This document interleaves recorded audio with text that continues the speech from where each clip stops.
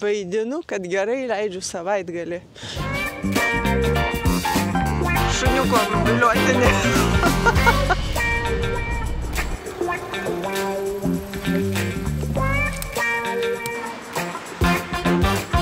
Aš labai laukiu, kad šuniukai mėgot greičiau nueitų. Bela, prašau važiuoti. Šunų susirinkimas. Bela, grįžk. Nežinau, kaip čia mes sueisim. Ateik, Bela, važiuojam. Gerai, skanuką duosiu. Bela, ateik čia. Tinka su skanukais, prašau. Va, eik. Oi, ten labai giliai. Va, viskas. Surinkome šunis.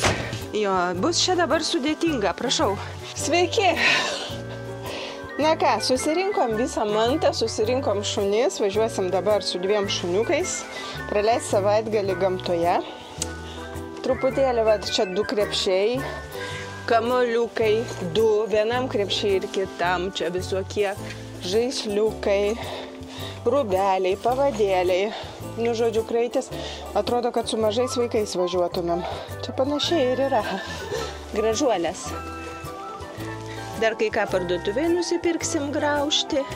Jūs turit keliauti savo krepšiuose. Bela, nebandyk šokti. Dabar prasideda pirma dresūra, ne? Taip, Bela sėdėjo, žiūrėk, kaip gražiai žiūriu. Oi, nu, va, tokia ir būk. Tiesą pasakius. Pavaišint skanukais? Skanukais. Gerai, va, prašau. Oi, va, prašau, įkrito ir tau, va, prašau. Dabar sėdim, ramiai sėdėk. Tokia Lūna, pirma kelionė Lūna su kemperiu.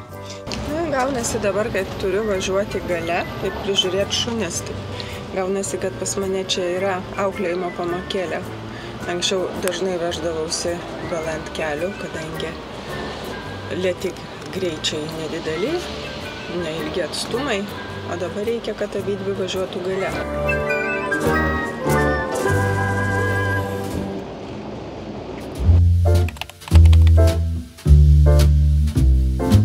Daiva nuėjo į parduotuvę, aš likau saugot šuniukus. Ir galvoju, galbūt jums bus įdomu sužinoti kai kurios mano apmąstymus apie taip vadinamus integralus, apie integruoto tipo kemperius. Jie turi tokių privalumų, kuriuos mes visi žinom. Erdvesni, patogesni, turi tą tokį priekinį stiklą. Gali važiuoti panoramą, gerėtis vaizdais. Bet tikriausiai čia visi tie privalumai ir baigėsi. Toliau jau seka minusai. Kokie tie minusai? Aš tada pakalbėsiu jau, kada mes nuvažiuosim į vietą. Eina Daiva.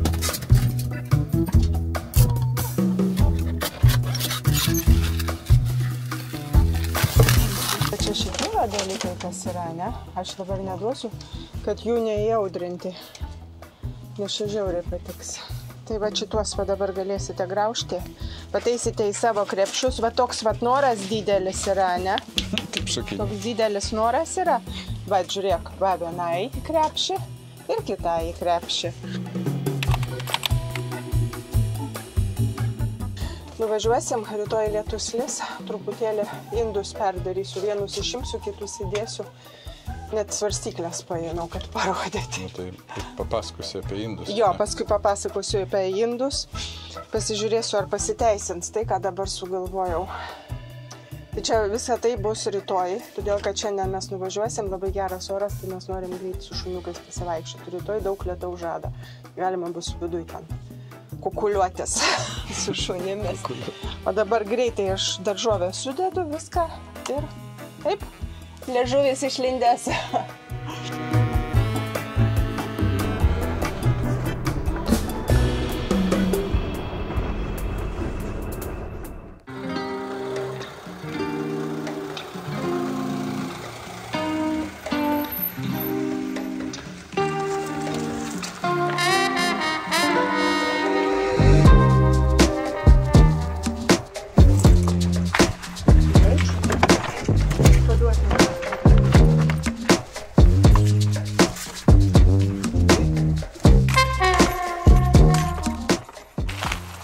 Sidėjom liemenės, eisim šituo keliu, tai jeigu mašina važiuos, mus gerai matys.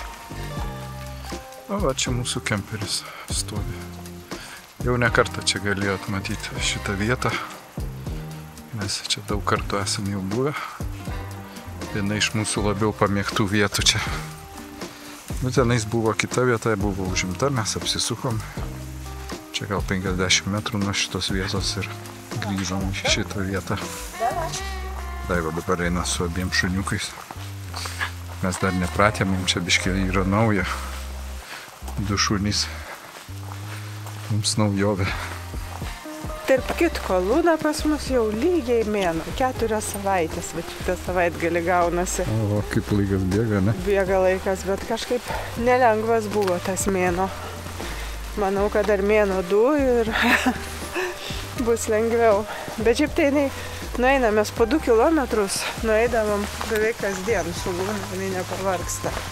O dabar jinai kažkaip labai kabinėjasi prie Belos, tai Bela, ramiai, va, gera mergaitė, ramiai eina. Daiva, kaip tikra žvaigždė, operatorius ją filmuoja, jinai su šuniukais vaikšto. Aš labai laukiu, kad šuniukai mėgot greičiau nueitų. O, eik čia, traukis.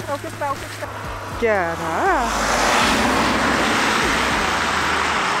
Jis tokia liūdno veido kartais būna. Kartais jo, užkrenta jai. Kur tavo liūdnas veidelis, ką? Snukutį tu. Snukutį. Įdomu viskas. Stebim pasaulį, uostom, nosis dirba.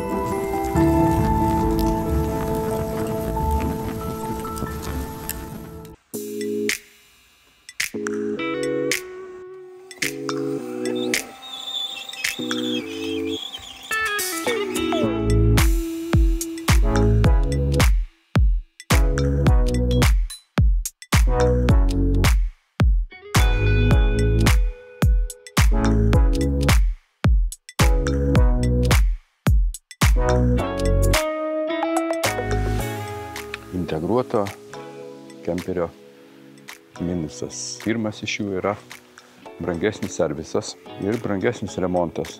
Atsitikus autoįvykiui, remonto kaštai gali būti ženkliai didesni.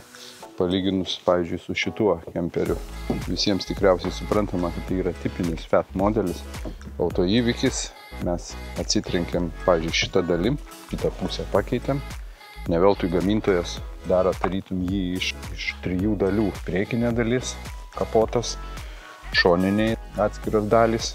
Teko skaityti ne vieną integruotų savininkų tokį kaip skundą ir pagalbos šauksmą. Sako, patarkit, ką daryti, nes kiek kreipiausi į servisus, ne visi servisai gali atlikti remonto darbus. Reikia užsakinėti detalės pas gamintoją, reikia ilgai laukti. Tas visas procesas yra labai ilgas. Čia, kaip suprantat, pusiau integruota. Labai lengvai rasit šitas trūkstamas detalės.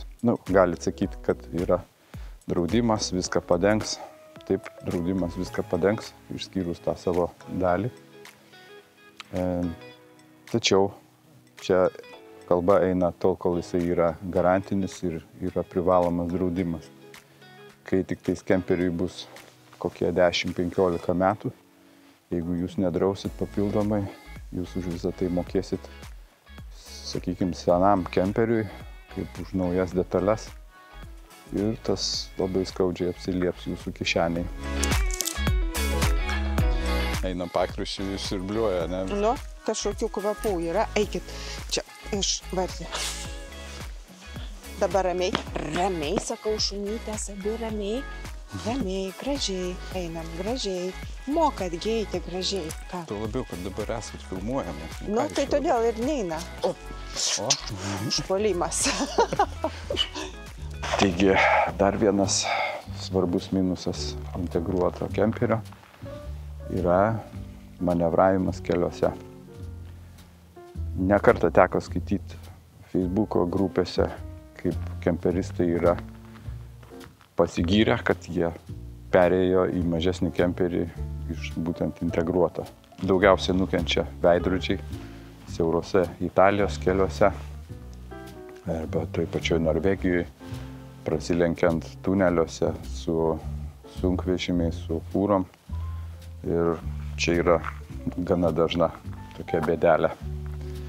Taigi, kas, pavyzdžiui, daug keliauja, kas daug važiuoja, renkasi mažesnį kemperį, siauresnį, vano tipo, o integralas yra skirtas daugiau atvažiuoti, pasistatyti į kempingą ir jame daugiau gyventi. Nu, kiek bėgsi? Čia yra mūsų mėgstamiausia vieta, kur mes atvažiuojam jau daugelį metų. Įsigijom kemperį, bet čia ir nuo pat pradžių pradėjom su vienu, antru. Oi, kažką tai mes čia slip. Mėgstamiausia vieta, kaip mes esam ją pavadinę prancūzų. O dėl ko, nes vieną kartą kažkaip Daiva pažiūrėjo žemėlapį, ieškojom paprasčiausiai kažkokių tai vietų. Ir atvažiavom šitą vietą, pamatėm, tokia graži. Ir kaip tik stovėjo prancūzų kemperis, prancūziškais numeriais. Ir nuo to laiko mes pavadinom šitą vietą prancūzus. Važiuojame prancūzus. Nelys. Iš karto žiūrėk. Fu.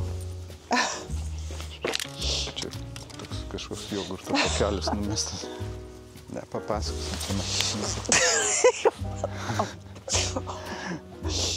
O dabar gaunasi taip, kad mes metus laiko nebuvom šioje vietoje, mes negalim patikėti, kai atvažiuoji kartą per mėnesį čia ir žiemą, ir vasarą. Praktiškai čia gamta, jinai negali net keistis.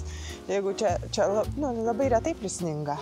Vieną kartą jo yra vienas video, kai čia žiauriai prisnigo ir mes iš Ševos išvažiavom. Va čia yra tas video, va šitą galit pasižiūrėti. Taigi čia buvo tikrai ekstremali kelionė mūsų čia žiemą, bet tai buvo vienintelė žiema, kada čia tiek daug sniego buvo, kai mes atvažiavom. Tada mes čia esam blynus kepę, o čia šitas video. Ir pasakojom, kas geriau, priekaba ar kemperis. O šiaip paskutinį kartą buvom mes čia prieš metus, lygiai prieš metus.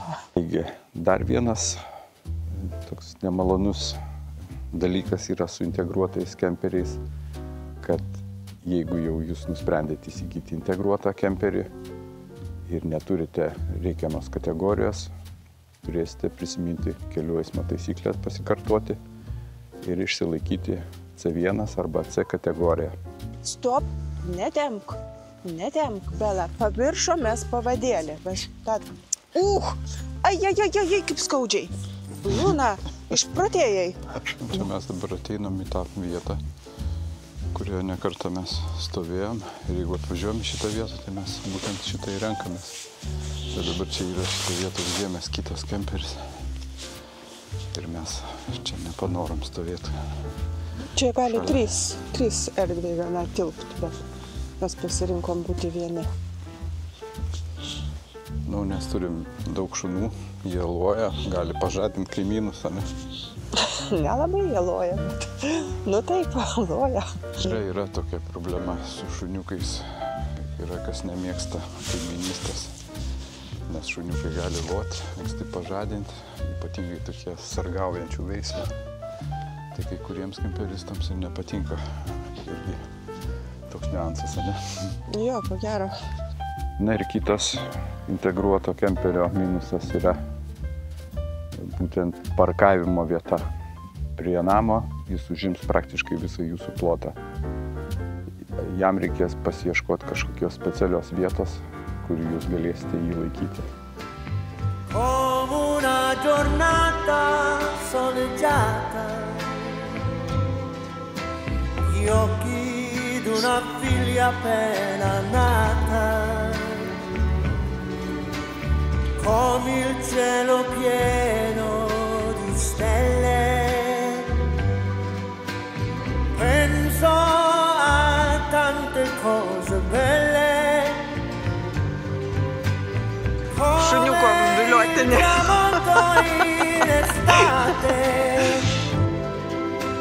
Le ore più felici passate,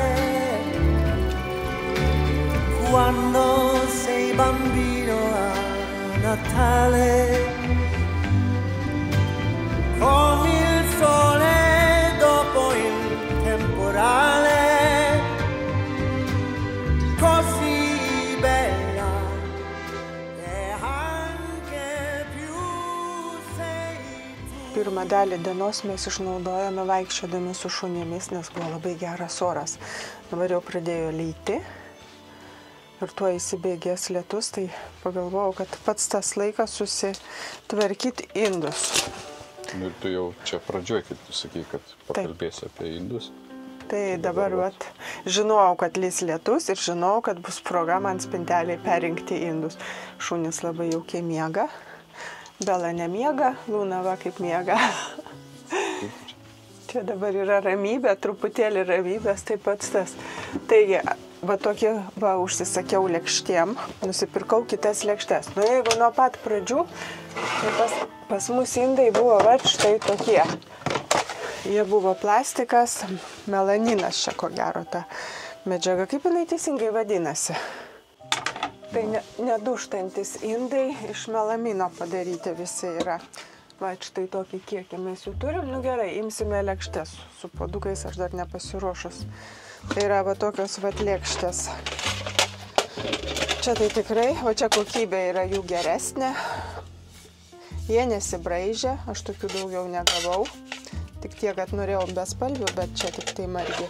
Bet bespalviai va tokie pilki, bet ant jų visos dėmelės, visi subraižymai, viskas matėsi, nors man, pavyzdžiui, spalva labai patiko. Čia šitie man daugiau į plastiką panašus indai. Tokie palyginus, nu nieko, va šitos lėkštės fainos, bet jos labai irgi greitai kažkaip tai susidėvi, susibraižo. Nu, apie tuos pilkus tai iš vis nešneku, va, visi subraižymai. Tai akivaizdžiai man. Jo, su šakutėm, su peiliais. Nu, peilių gal daugiau pjaustant susibraidžiojo. Ir kažkaip pagalvojau ir nusipirkau Ikėjui tokių lėkščių, kur aš jas padėjau, tai surasiu. Kol kas viskas bet kur sudėta. Paprasčiausios lėkštės, vat kaip namuose naudojam, ten yra brangesnės, pigesnės, ne tiek svarbu, bet esmė čia yra klasikinės lėkštės, duštančios, nu ne taip greit, aišku, duštančios. Tada, ką aš čia nusipirkau, šitos lėkštės yra ir dar va tokios lėkštės, bliūdeliai va tokie. Šituos bliūdelius, pakeisiu į va šituos. Nors mes važinėjom dviese, bet viską pirkau po 4, nes 4vietis kemperis. Dažnai mes 3 važinėjom. Galim ir svečių turėti. Tai va, yra po 4 lėkštutes, 4 tos. Tai žodžiu, jie dabar yra jau duštantis, taip? Nu, jie ne taip greit, aš suprantu, duštantis, bet jie jo. Tai bet esmė yra kame. Aš dabar ir dar pasiėmiau iš namų svarstyklės, tam, kad pasverti. Sudėti, tai va čia sudėsiu, uždarysiu lėkštes ir jos man tikrai saugiai važiuos, niekas čia nebarškės, niekas neiškris, bus puiku. Bet va dabar yra svoris. Pažiūrėsim, ant kiek pasikeis tų lėkščių svoris. Dabar tą ir padarom. Tai tu ir svarstyklės dabar turėjome ir palyginsim. Tuoj palyginsime. Ką mes išlošiam ir ką pralošiam rinkdamės tuos tikrus indus. Jo, kiek pas mus svorio padidės ir dar jom reikės vietą surasti. Tuoj, taigi sveriam dabar. 4 bliūdeliai sveria 8,60. Čia reiktų kalkuliuoti, turbūt. Jo. Imk tą 8. mobilų ir tada... Oi, o kas čia dabar? Palauk čia. Va taip. 4 kilogramai 3,20. O, nemažai. Svoris. Nebūčiau Taip. pagalvojęs. Nu, tai Taip. dabar įdomu, kaip... 4, 3,20. Šitos, Dabar sversim tuos. ką mes vežiojamės. 3,20 minus 3,030. Skirtumas kilogramas 300 grubiai. Tai mes svorio pasididinam tik tai ant kilogramo 300. Nu, bet, Ne tiek žinai, jau ir daug.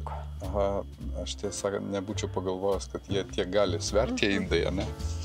Bet ir tas skirtumas mane nustebino, kad netoks jau ir didžiulis. Atrodo, tu čia, žinai, Aš galvojau, bus labai su didelis skirtumas. tais indais čia tokie, o čia plasmasinius renkiesi, ne?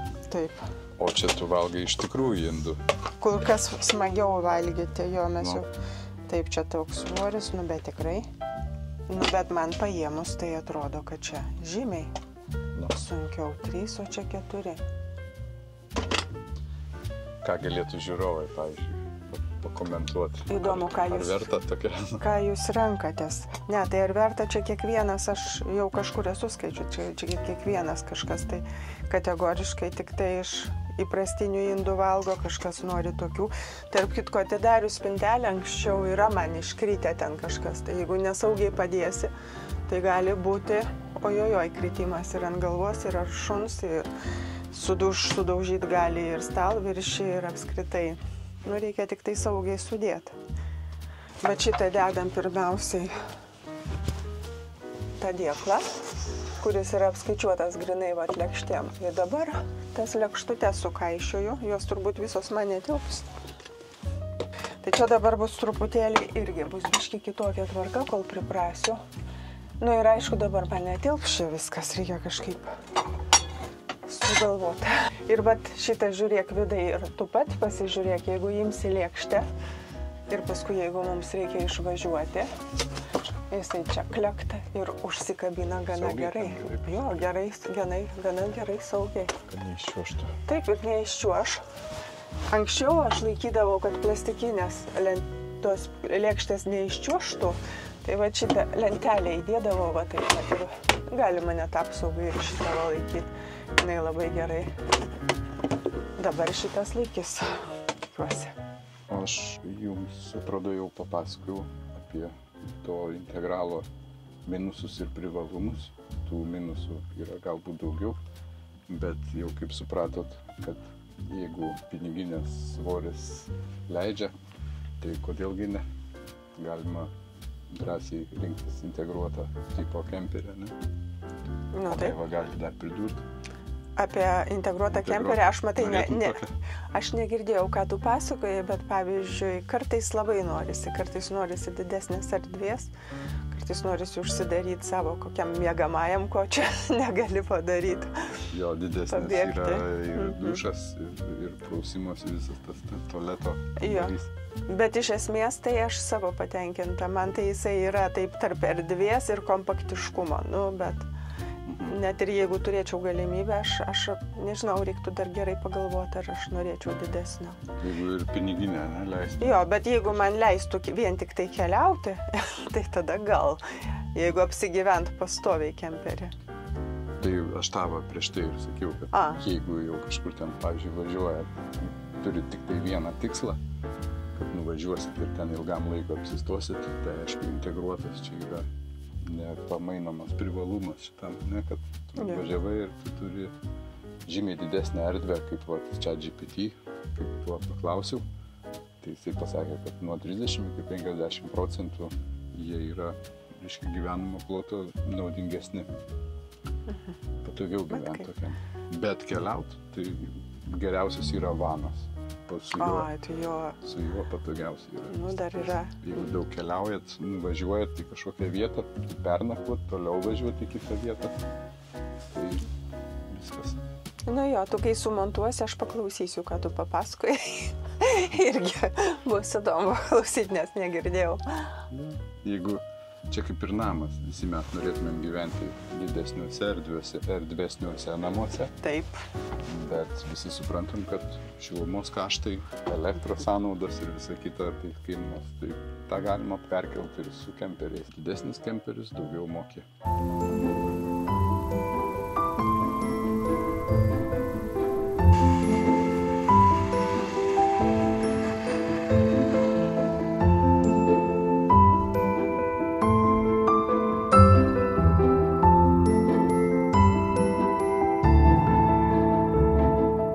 Aš budžiu prie Lūnos. Paprasčiausiai ilsiuosi. O Bela nenori mėgoti, ne? Ne, Bela tave seka, kur tu vaikštai.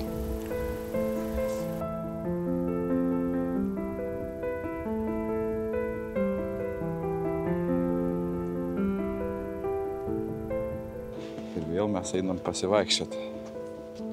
Čia dabar matot, kokioje mes vietoje esam. Vėlgi toks apsiniaukęs oras, ne? Ir mes turim vis tiek į bet kokį orą. Bela netempi. Bela. Nu, vat, reikės tik tais išmokti mums gražiai vaikščioti, susirinkti visus kvapus. O, nu, čia matai, dėl to dabar Bela gal labiausiai, ne?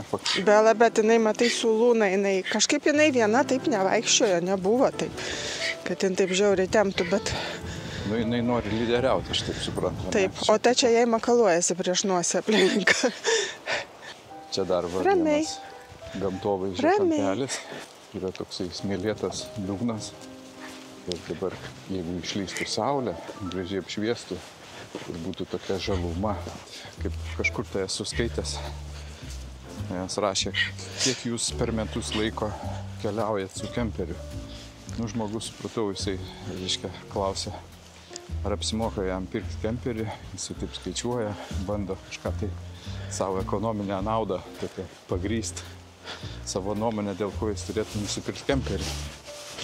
Tai tada išeitų pagal viską, kad jeigu rinktumėmės gražų orą, tai tada rečiau keliautumėm ir mūsų kaštai, reiškia, padidėtų, ne? Tada, jeigu tu kemperiu keliauji ir žiemą, ir vasarą, ir bet kokio oro, tai tada tau nakvynės kaina, reiškia, labiau ekonomiškai pagrįsta.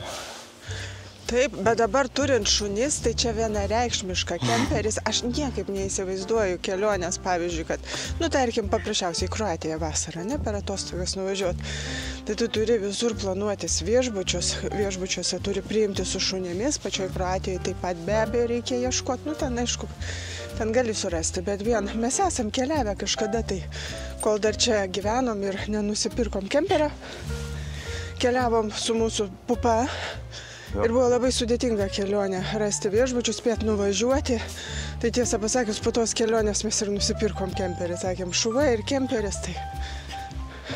Taip, tai yra tokia, jau jeigu kam patinka šuniukai, gyvūnai, kačiukai, čia kemperis yra tokia, sakyčiau, pagalbinė poilsio priemonė. Smagiai leisti laiką. Taip, ir savaitgalį, pavyzdžiui, jom nusibosta namuose tie patys takeliai, vaikštom kiekvieną dieną, o čia galim pakeisti vietą, jau jiem nauji kvapai, jau jiem yra įdomu, nu ir mum. Taip pat. Ir mum nauji kvapai. Na štai, tokia trumpa mūsų buvo šitą savaitgalio kelionė. Ačiū, kad žiūrėjote mūsų iki galo. Nepamirškite užsiprenumeruoti mūsų kanalo, kas dar to nepadarėte. Uždėkite like, parašykite komentarą ir iki sekančių kartų. Iki. Iki. Vaidinu, kad gerai leidžiu savaitgalį. Nes yra momentai, kada aš tikrai labai gerai leidžiu savaitgalį, bet yra momentai, kai šitie tempianti šunys sukelia diskomfortą didelį. Va, mes pareinam ir parėjom.